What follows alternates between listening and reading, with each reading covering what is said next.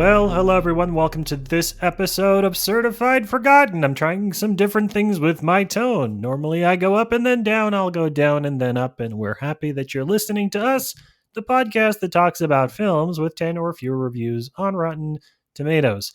Except sometimes we do an uncertified episode, which means me and my good friend Matt Donato are going to talk about a new release. In this case, a film that has already made its way through the theatrical system and is now dropping on Shudder this weekend. Donato and I are here to talk about The Ugly Stepsister, and we are excited to talk about the heir apparent to the substance, I think was the buzz coming out of the film festival circuit, Matt. Yes, and there are connections to the substance. I absolutely think those fit.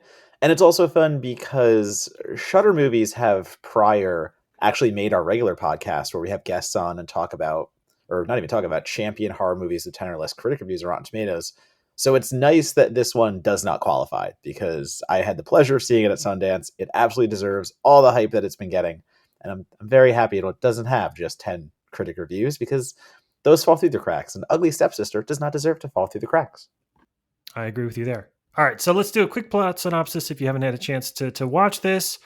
A spoiler, like centuries old spoiler alert. This is basically Cinderella from the point of view of one of the sisters. If you know your Cinderella stories, if you're ready for some Grimm's version of Cinderella, some of the darker fairy tale shit, you know what you're in for. But if you lived in a bubble without fairy tales, congratulations to you. You should really watch Into the Wood. It's great. Despite her modest upbringing, Elvira still dreams of falling in love with a handsome prince. So when her mother's attempt at remarriage ends in tragedy, Elvira is given the task of wooing the local oligarchs and marrying rich. There's only one problem. There's nothing courtly or refined about Elvira, which means she and her mother must carve away at each of her imperfections in time for the royal ball. To make matters worse, Elvira is frustrated at every turn by Agnes, her beautiful stepsister who might have designs of her own for the prince.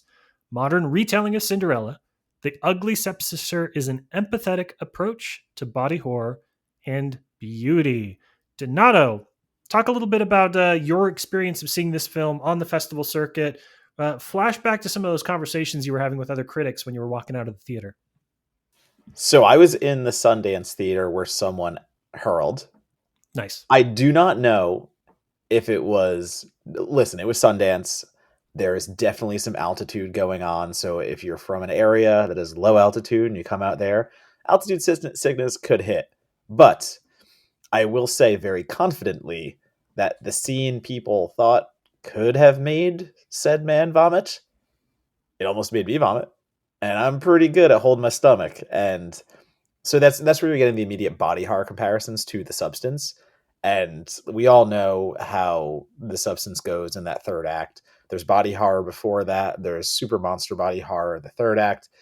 Ugly Stepsister is different because it's period. It goes back. It's not of modern times. We're talking about Cinderella, so we are talking of a more enchanted and castle-y kind of era. So everything that's body horror is just the beauty standards, as you said, at the time, and how to, well, let's say if you want to go to a plastic surgeon today and you just get some Botox, it's an injection. If you want to get a nose job in the olden days, it's a chisel and a fucking hammer.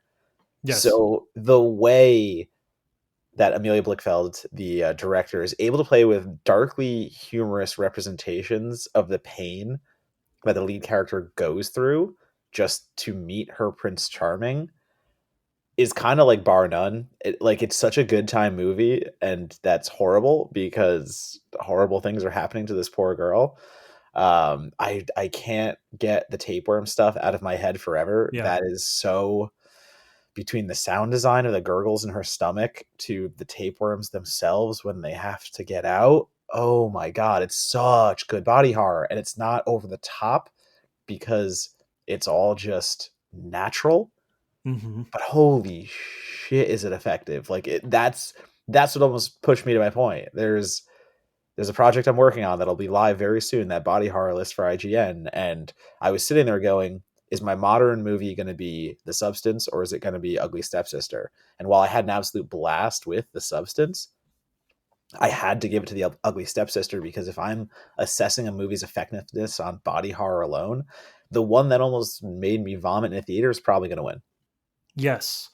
I won't, I'm not too proud to admit that during one particular scene that involves a cleaver, I actually went old school and crossed my fingers in front of my eyes and like watched them through like the slits of me being able to see what was going on. Just because they do a really good job. There's the violent scenes in this are appropriately prolonged, so you have a moment to watch characters make decisions about whether or not they're about to do the horrible thing that they're about to do, which just sort of adds to the entire effect. But it makes for some extremely good violence. I will say that the thing that the word that came to mind after I watched this movie, which is a wild word to use when describing something with this much mutilation. This is a really gentle movie. Like this is warm, this is empathetic, this is kindly. And of course, your definitions of those descriptions may vary a little bit. You may watch the film and think, okay, it's not any of those things. What the hell are you talking about, Matt? But when I compare this to something like The Substance, which is gorgeously shot, one of the best shot films of the last couple of years for me, I think of that movie as cold and kind of grotesque and ugly. There's a real warmth to The Ugly Stepsister. This is not a movie that is trying to pull the wool out for you from under you in the way that you view these characters. And I'm still, having just watched it earlier today, I'm still kind of marveling at how I can watch something that is so feel bad and end up really being like, good for you. I'm happy things worked out the way they did for the characters. Well, when I wrote my review, I compared it to The Great in tonality. Hmm. And if you've seen The Great, it is very satirical. It is not at all what happened. And it's having fun with a darker period of history. And I think that's what's happening here. I think we have a filmmaker who has taken Cinderella, the story we all know. And number one, I love the perspective of it being from the stepsister, because Mm-hmm. you absolutely get the more traumatic side, let's say, of this woman who is willing to literally, whatever it takes, wear the glass shoe, let's say. We don't have to, glass slipper, Jesus, glass shoe, the glass slipper. And like, man, where they are willing to push with that alone and make a commentary on beauty standards in the modern times and connect that all through the warmth that you're talking about. Like, there is warmth to it, but again, there's comedy, there's humor. You're Yeah. meant to laugh at what's going on because it's supposed to make you think, but also be entertained. The way that all swirls together, I wasn't sure if it would sustain, but it absolutely does, because as much as I was grossed the hell out, as much as I was marveling at some of the effects, there are just the direct parallels to Emily or Elvira being taken around as a show dog, and when she's being Mm-hmm. paraded by her mother to win Prince Julian's hand in marriage, like literally she is woofing and barking and woofing and barking, and it's such an effective scene because once again, so funny but so tragic in that moment, because she is literally being reduced to just the puppy whose head you would pat and is just there to look pretty and run around. Oh my god, it's very well done. And again, I want to emphasize The Great again, because I do feel like I laughed just as much as I'd laugh at that show. Yeah. It has, I think the thing to know about this movie before you go in, and I'm glad you brought up The Great, is that it's going to get people are going to describe it as a body horror film, and I think that is, yes, it is, obviously, but I don't think that that's sort of where the heart of the movie lies. I think the heart of this film is sort of period Regency. I think it has the vibes of The Great. I think you could look at it's got a little bit of Amadeus in it in terms of competing courtroom intrigue and folks that are just basically set dressings that are trying to stand out a little bit. It has a lot of the court intrigue elements that are sort of at the foreground of the movie, and I think what that does is it allows the period elements to shine. There's a lot of diegetic films. There's a lot of music in this movie that exists that is being played by artists within the film. So this movie uses In the Hall of the Mountain King in an extremely good way. It takes a pretty fucking good director in order to make that old chestnut feel timely and relevant for a movie. It does a really good job with that. But there are all these touches and flourishes that makes it feel sort of like this warm romance Regency picture, straight up to the Vaseline on the corner of the lens, right? Like the blurry, dreamlike quality that they give a lot of the scenes where Elvira is kind of fantasizing about the life that she wants. That is the anchor of the film. That is home base for the movie. And what that allows it to do is it's not a horror film that's dabbling with, you know, Regency or Renaissance type stuff. It's the exact opposite. It is a Regency film that happens to fucking go there when it comes time to do horror stuff. And even when it does horror stuff, it's really just the gore. Like, this isn't, I mean, listen, is this an evil movie at times? Yeah, there's evil shit going on, but it's not, it's not a haunted movie. It's not a possessed movie. Yeah. It's not a monster movie like The Substance. Again, The Substance is comparison in theme only, but the twists that they do make to make it darker, like the darker, grim fairy tale ness of it all, it's so effective because it just takes little tweaks here and there, like the worms and the maggots fixing Agnes, aka Cinderella's dress, Mm-hmm. versus the birds and everything else, from the cartoon. It does take that bleaker turn, but it does it in a way that is still meaningful to the story it's telling and in tone with the rest of the movie. Like, it doesn't really bounce around a lot. Very Yeah. early on, you understand where this movie is coming from and what it wants to do, and there's a lot of confidence behind it. It doesn't have to warm up to what it's trying to get to. It doesn't have to bounce around in tone because it's losing you. I think Amelia, the filmmaker, is tremendous at just knowing the exact product she wants to give and not waver and say, yeah, this is going to be a darkly comedic fairy tale with gore that might push your boundaries, but at the end of the day, still have something impactful to say as a new age Cinderella. That's not even about Cinderella. It's about the sister. And it isn't a it is a remake of Cinderella. It is a retelling of Cinderella. It credits the story of Cinderella, even though I think that one's been off copyright for just a few years. So it is not in any way trying to disguise its roots. But this is not something along the lines of, say, Steamboat Willie, right, or other things that are playing with licensed or unlicensed or public domain characters. The point of The Ugly Stepsister is not for you to be, to follow along and look for each of those things when they happen. You're not checking boxes. This is not franchise fever with horror.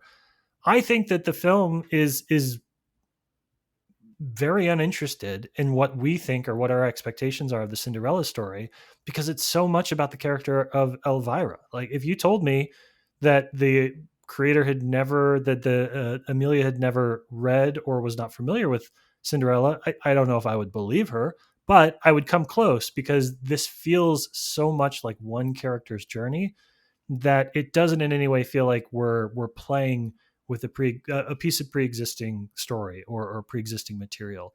It's a marvel what, and I'm not sure if it's Leah or Leia, but Leia Mirren does on screen with Elvira, the arc of that character who is genuinely like a well-meaning and pure-hearted person who twists themselves physically, literally, in order to be the to be the best possible version of what a woman in that society can be.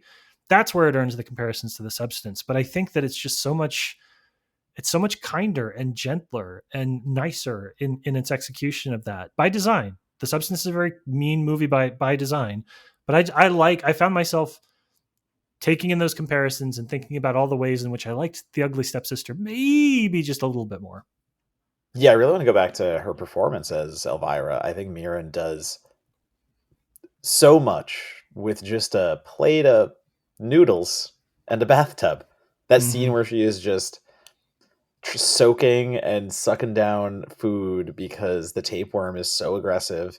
But also the delusion in those moments, the way that she preps herself to sit through the nose job and to sit through all the physical torment her body is being put through. But in her mind, she has, she's clutching the book of poetry, I believe it is, written by Prince Julian, and she's enamored by romance. She's enamored by the idea that she could have the guy of her dreams if she is just pretty enough for him and made up enough for him. And the way she conveys that through so many, just the eyes alone, she has these Right. big, like Amanda Seyfried eyes that convey so much telling emotion, and you can see the pain mixed with the idea of sacrifice leading to happiness. There's a lot of complimentary things you can say just about that performance alone, but I mean the entire cast again, it's hitting on all cylinders. Prince Julian is such an asshole in the right Yeah. moments, and his friends are the same kind of like, ooh, bark doggy, woof woof kind of stuff, like goading the girls into doing these terrible things. Everyone is playing the exact archetype they should, and the stereotypes are larger than life because again, we're leaning into fairy tale here. It's just not the same happy-go-lucky fairy tale that we usually tell. Yeah, it is. I was watching earlier. There was a video with Conan O'Brien who was talking about. He was interviewed with Letterbox, and he was kind of running down some of his favorite films. And regretfully, I don't remember what movie he was talking about when he was talking about this. But he had said that one of the things that struck him about one of his four picks was that it was Unforgiven. It was the Clint Eastwood one. He said that he told Clint Eastwood when Clint Eastwood was a guest on a show years ago that it was his favorite film because it's a movie populated by characters that are well intentioned. And he described that as a very European mentality that American movies are sort of moralistic and like the good guys are good and the bad guys are bad and never twain the two shall meet. And I just happened to watch that. I think like that clip came up about an hour after I'd finished watching The Ugly Stepsister. And I think that's part of the thing that I respond to so much with this movie is I've said a million times on the show, I like horror movies where characters make the right decisions and it doesn't matter. I can't really fault anybody in here. Maybe the prince. I can definitely fault the prince.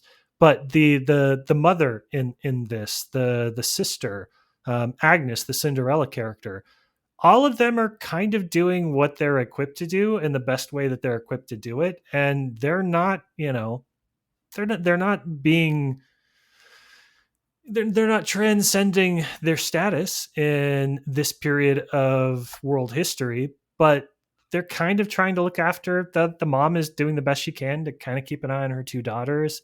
Everybody is sort of doing what they can with the hand that they've been dealt. And I think that makes for a more interesting movie. It doesn't mean that it makes them good people.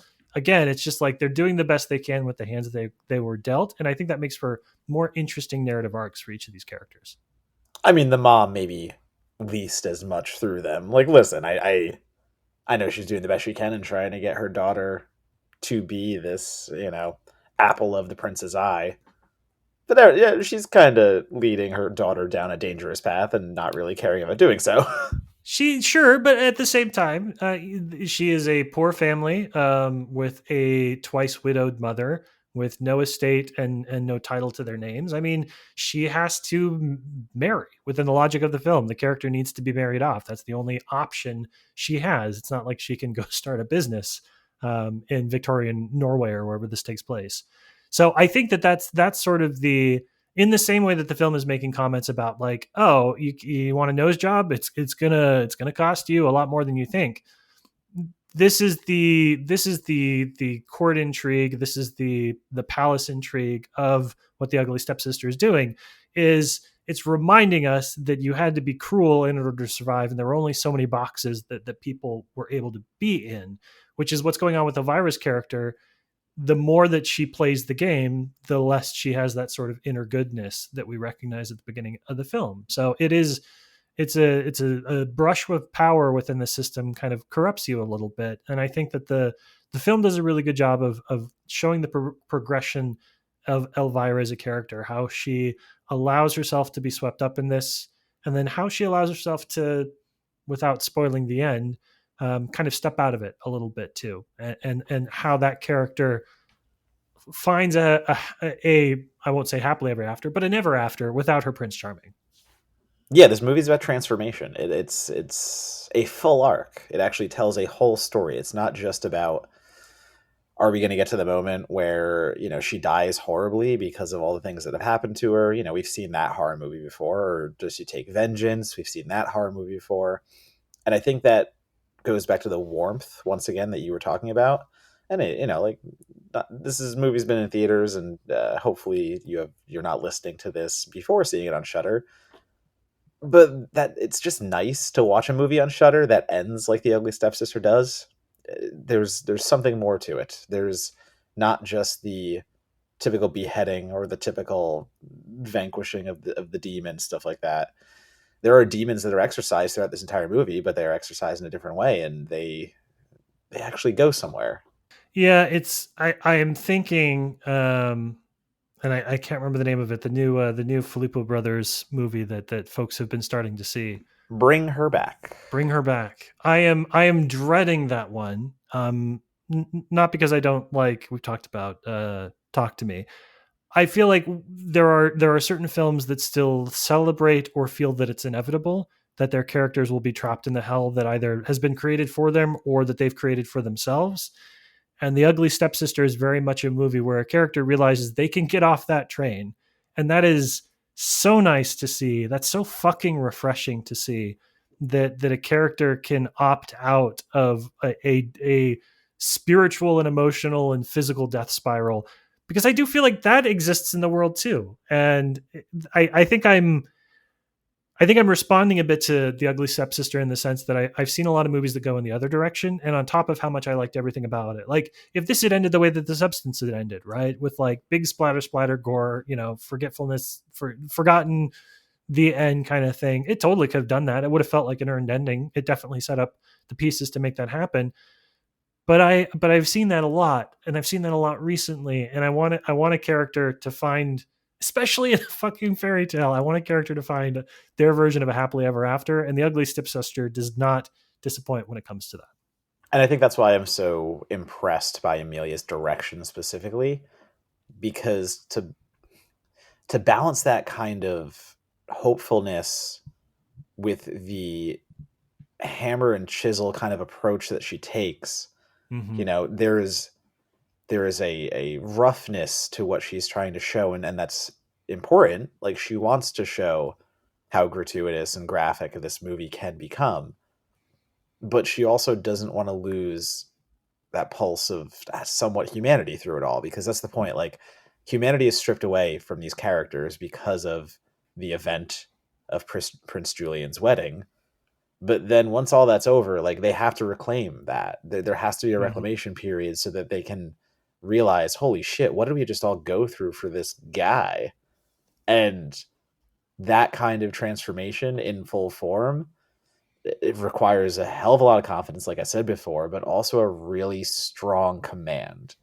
Yeah. And I think Amelia shows that strong command because, like I said, from start to finish, this movie is running. Like, there's not that much downtime, and to execute to the level of the ending that we get and have that be deserved, I like high on my list of watch this director, because not only even stylistically, then you bring in like the style that she is playing with. Yeah. It's all hard stuff. Like, period movies are not easy. Sometimes you get stuck in the period, and you get stuck in, especially going back a long time, it becomes a slow burn because you strip everything down and you have to be of the period. And I think The Ugly Stepsister avoids all of the pitfalls almost that you Yes. could find in that area. It was a film that had me during the opening credits, which is always nice, right? Because I do feel like a lot of films I watch, I don't know if I like it or don't like it until closer to the end, because there's just so much stuff that needs to happen, right? We've talked about this on the podcast before, that it sort of feels like while you're watching a movie, there's like the radiation needle that's like bouncing up and down, and you're like, where's it going to end up? Am I going to like it? Am I going to like it? And then they have a shitty ending, and you're like, oh, I didn't like it, but I liked so much of it. uh, the opening credits where the camera is just slowly panning across a dinner table with some stuff on the dinner table that you'll need to watch to fully appreciate. And they're playing this kind of like bouncy pop classical music type thing in the background. It's one of those lock-in moments where you're like, okay, I don't know if I'm gonna like this or if I'm gonna love it, but the vibe is working for me out of the gate. And so I know I'm at least going to feel good about it. This is not going to be a film that I'm going to break with, because already the tone is locked in, and it's the kind of tone that I think I can sit with for 90 minutes, 100 minutes. I'm trying to think of everything too. I mean, like, even the score is bouncy. The Mm-hmm. score keeps you going. It's not, once again, period being of the era, trying to go back and give us that. I don't even know, like, how I would describe the music of the times. Like, you're more the music guy, so I rely more on your Yeah. definitions of. Yeah, there's a lot of you got the good good Ave Maria, which I can never Right. remember the two artists, but you got the good one. There's the bad Ave Maria and the good Ave Maria. You got the good Ave Maria in this. You got In the Hall of the Mountain King. There's a sad little like 12-year-old court violinist that's just locked into the corner and That's playing right. throughout the course of the whole movie. So yeah, it's stuff like that. Like they didn't need to do that, right? They didn't need to give you those kind of touches. They could have gotten away, and probably for a lot of movie fans, if they did like a synth score, a Casio score for this that was anachronistic, but more in keeping with what we expect from horror movies, there might have been a lot of folks that were super into it, but they kept it appropriate for the genre they were working in. It's great. I was gonna say that would have negatively impacted, in my opinion, Yes. the entire film itself because this is not a straightforward horror film, and even to call it a horror film, some people might balk at. While whatever, it's a horror movie. Let's not even Yes. have that conversation. But I can understand where someone might start that conversation, try to have it. So anything that would have steered it more towards a more generic horror feel, I think would have been detrimental because this movie will stand the test of time because it's not. It'll stand the test of time because it is uniquely composed and is uniquely pieced together from a lot of fringe elements. Hmm. And the way they come together, they snap into place. They're not just Frankenstein sewn together and you have to just deal with it. It all makes sense. There's a formula here, and the formula is complicated, but Amelia's in charge of it, and she doesn't let it fall. She doesn't Yes. let it become incomplete. Yeah, it's one of those films that I think because it's doing its own thing, it's going to be well remembered. I think you're absolutely right, and I think I hope that this is a big hit for Shutter. We talk lovingly and respectfully about Shutter a lot. It's a great streaming platform. They put their heart and soul into a lot of the content that they have on there. Sometimes that means they're doing some stuff that is crowd pleasers, but not necessarily the kind of thing that we're going to revisit year in and year out. But I do think that The Ugly Stepsister is the kind of movie I'll rewatch a couple times over the next 10 years or so, which is the highest praise. It's the kind of movie that you want to dip your toes back into, Donato. If we're believing what the interwebs say, Ugly Stepsister made almost 1 million in the theaters. So like, Nice. it's one of those things where Shudder does take its chances on theatrical releases. Like I know Clown in the Cornfield is going to 2,000 theaters this weekend, Yep. so they're putting movies out there to be seen and to make their box office. And I mean, like listen again, almost 1 million. I think it was like almost 900,000 for Ugly Stepsister, and for them to take a risk on it and put it out there, being a Shudder title, it's going to do great on the platform. It's going to be a well remembered Shudder original, but I like that it actually has some standing at the box office for however small, quote unquote, you might think that is. It's actually not bad for a studio like Shudder. Yeah, it's definitely going to be a film that makes most critics' top 10 horror lists. So if you want to stay ahead of the curve, I would say definitely go watch it this weekend, watch it in the next week or two, because it'll be something we talk about a lot in the last couple of months of the year. For sure. All right. Well, Matthew, if folks want to remain connected with you online, because I know you've got that IGN piece coming up and a lot of other stuff in the pipeline, where's the best places to find you?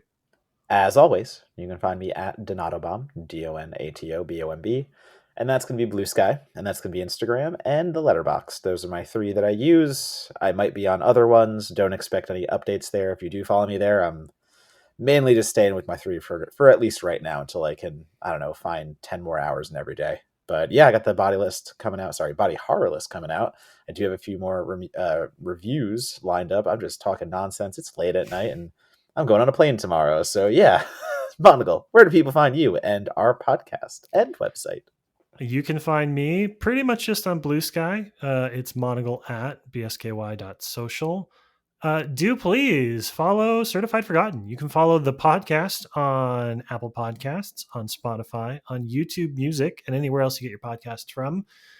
By the time you're listening to this, we'll have sent out our first new newsletter under the new Certified Forgotten website. It is called The Rewind. It goes out every Friday, and it'll be a mix of kind of recaps of stuff that caught our eye in the horror community, the new articles and essays that we published in the past week, as well as one from the archives that Donato and I are particularly fond of. So go ahead, visit certifiedforgotten.com, scroll down to the bottom and click on that newsletter field. You'll be able to give your email address, and we won't ask you for anything else yet. we'll let you spend some time with us. See if you like it first. Try before you buy. But otherwise, thank you as always for your continued support. Certified Forgotten, the podcast, the website, the social channels. Don't go anywhere, don't grow anywhere without your shares and engagement and likes and comments. And I fucking know how much our writers appreciate it when you share their articles and leave comments that said how much you enjoyed it. So if you're not going to do it for us, do it for them. Thank you very much.